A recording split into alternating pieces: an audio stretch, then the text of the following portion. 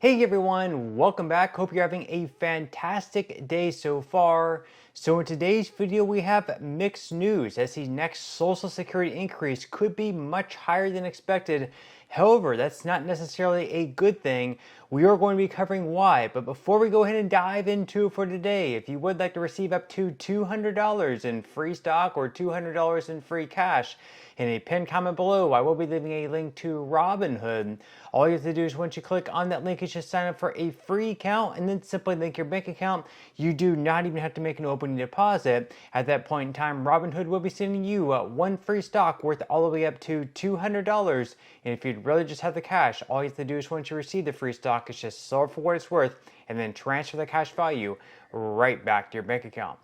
Okay, so Trump is now just a couple of weeks officially in office, and before he came into office, he already was kind of, promising different threats towards Canada, Mexico, China, and some other countries, and perhaps some tariffs if they do not comply to the demands. In this case, for Mexico and Canada, it has to do with immigration and all the drugs that they're letting cross the border and certain demands that he has for both Mexico as well as Canada and China as well. And because so far they have not complied with his demands, we don't know exactly what they are, but he does want to cut down on the amount of drugs crossing the border and of course also coming from China because they are not complying with his demands. He's going to go ahead and move forward with the tariffs. And of course, in response to his tariffs, we've already had Canada as well as Mexico come out in retaliation and also issue tariffs on imports of United States goods as well. So of course, Trump did take to Twitter as well as his Truth Social,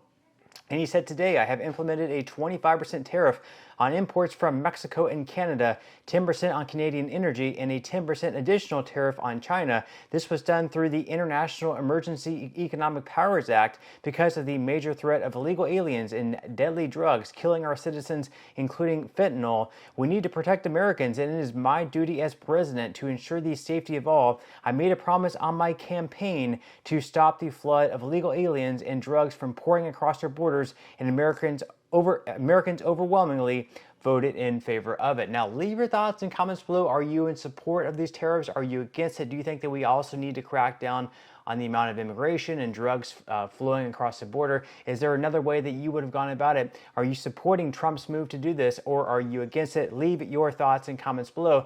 Now, of course, even though he is issuing these tariffs, I'm not sure whether or not Mexico or Canada or China is going to comply with it, or if they're just going to retaliate and maybe they'll eventually come to an agreement to back down and not issue the tariffs and not do anything about it. It did work in his first term where he did issue certain tariffs, and he was able to use that as sort of a negotiating tactic, and it worked out in his favor. Hard saying whether or not it's going to work out this time, but it also has a lot of economists and Americans in fear because of these tariffs that are going to be taking place.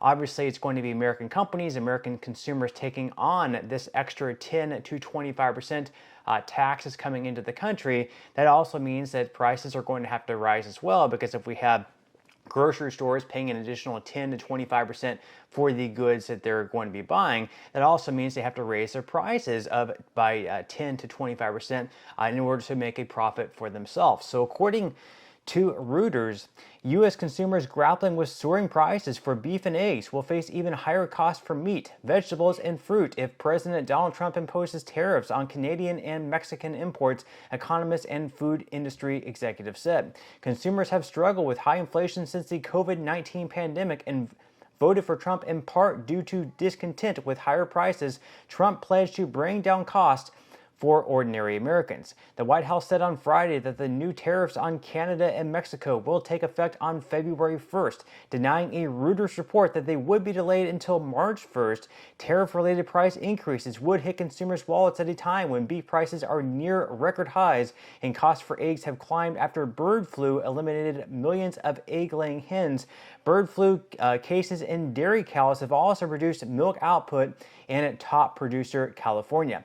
Now, shortly after taking office last week, Trump set the February 1st deadline for imposing 25% tariffs on imports from Mexico and Canada unless the countries move to halt flows of illegal immigrants and the deadly opioid fentanyl fentanyl into the U.S., he also said he would impose a 10% tariff on Chinese goods over the country's role in the fentanyl trade. Now, tariffs are paid by importers, as I just mentioned, not exporters, who either pass on the cost to consumers or face lower profits. The Trump administration says its planned tariffs will not cause higher prices in the U.S., and Vice President J.D. Vance said on Sunday that consumer prices will start coming down, but it might not happen immediately.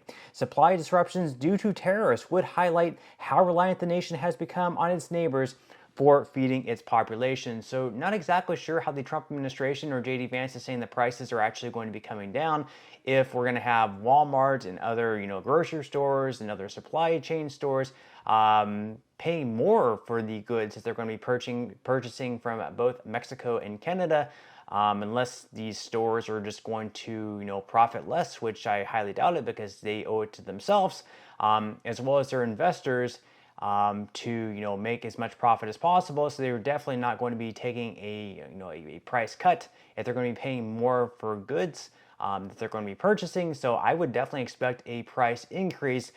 Not sure how long these tariffs are going to stay in place. It could be a week, could be a few days, could be a couple months. Depends how long it takes for the Trump administration and the White House to reach a deal with Mexico, Canada, and China.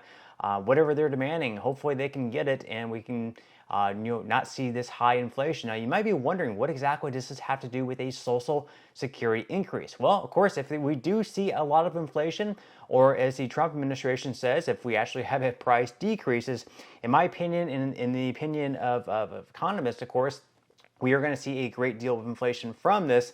Then, of course, it's also going to mean that inflation is attached to the cost of living adjustments that people who receive Social Security benefits actually end up receiving. So if we do see a good amount of inflation, then we could, of course, see a higher cost of living adjustment in 2026. Now, this is not going to be officially announced until October, so we will have to wait and see on that.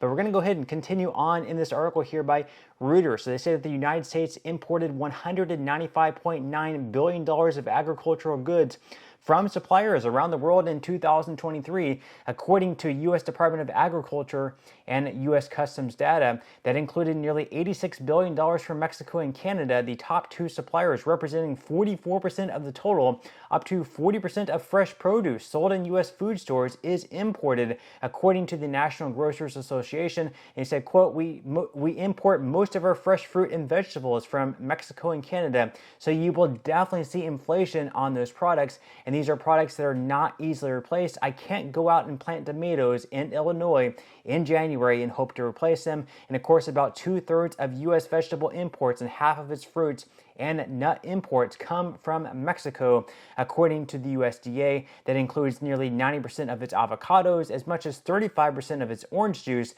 and 20% of its strawberries. Avocados for Mexico, a marketing arm of Mexico's avocado industry, was shipping 52 to 53 million pounds of avocados each week to the U.S. in December. CEO Alvaro Luque said that climbs to more than 70 million pounds ahead of the U.S. Super Bowl football game, which this year is on February 9th, he said, highlighting the Americans' demand. So if you're a fan of avocados, perhaps this is not the best news for you, and perhaps Americans will have to lay off of a lot of these goods and services that are imported from Mexico and Canada. Now, of course, according to the Senior Citizens League, back in middle of January, they did come out with a projection of what the 2026 COLA will be. They said it will come in at 2.1% for 2026, which would be one of the lowest in at least a few years since before Biden came into office.